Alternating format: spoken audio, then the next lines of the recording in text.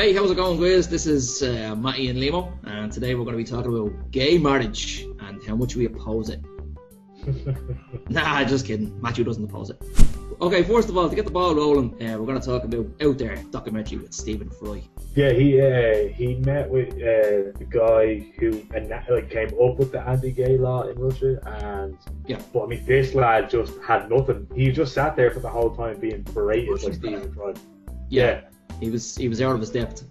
Yeah, definitely. He was in actual depth. And what was up with that room he was holding the interview in? Yeah. A gold couch in the middle of a warehouse. The room was about 3 miles wide and just covered in gold and glitter. It was the gayest room I've ever seen. It was like Elton John's living room. Well, I really enjoyed the documentary. I thought it was very well done. It was very, very sad in parts as well. Yeah. Like what happened to that girl in Africa was fucking horrendous. Like. Oh, unbelievable. Yeah. Just for anybody who hasn't watched this documentary, who's listening to us now, what happened to her was, well, basically the community, I suppose, her family got involved, had decided to cure her lesbianism by having her gang raped. Yeah. But unfortunately, she got pregnant from that, which is kind of horrendous. Your first encounter with sex, and it's rape, and you get pregnant. And she also got AIDS. And then, as if things, couldn't get any worse, they didn't actually cure her lesbianism either. So. No. Yeah, all that for nothing. I was 3 years old before divorce was legal in Ireland. Yeah. Do you know what I mean? So, like, 3 years old when being gay was decriminalised, and I think I was 2 when divorce was legal. Yeah. So, to me, that's insane. Do you know what I mean? Like, to think that it was gay to be, it was gay to be It was gay to be gay. Yeah. It's easy to champion something like that. It's wrong to oppose it. I mean, who's going to step up and say, no, gay marriage is wrong? The church.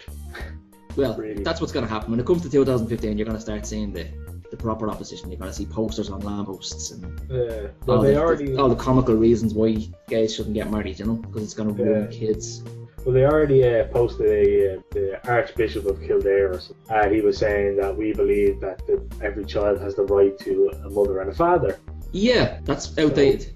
Yeah, it's like, that's what you believe. I don't believe that. So I mean, there's plenty of kids out there who just don't have a mother and father, and that's not because of gay marriage. That's because people die or people split up. The church might say, well, people shouldn't split up. We don't agree with this whole divorce thing, but they'd have us living in the dark ages where people stuck together through thick and thin, and you had horrible fucking relationships that were poisonous to the children. I'd rather see a child being brought up by 2 fellas or 2 women who actually gave a shit about each other than 2 people who fucking hated the sight of each other and were only staying together for the sake of the child. It's fucking them up anyway, do you know what I mean? It's toxic. There was one light moment in the documentary that I thought was pretty funny. He was walking down the road and he was doing some sort of monologue. Next of all, he spots this shop with a rainbow flag. Goes in, finds out, it's a gay shop. There was 2 staff and there was a customer who I think was a friend of the staff. She was gay and he was talking to her. Now, she was actually quite an attractive girl, not that that's why he was talking to her. She was just interested. But she kept using the word queer. Several times she said it. She said, I'm queer. When I came out as being queer, it's okay for queer people, queer this, queer that. And every single time, he just kind of glossed over it. He pretended he didn't hear it. He kept saying gay. But I just love that we don't all speak the same language all over this planet. Even when we speak English, we're not speaking the same language. For her, queer is perfectly okay. And that tickled me. That's good. Although apparently they're very accepting of being gay in India as well. So like... They did seem to be, yeah.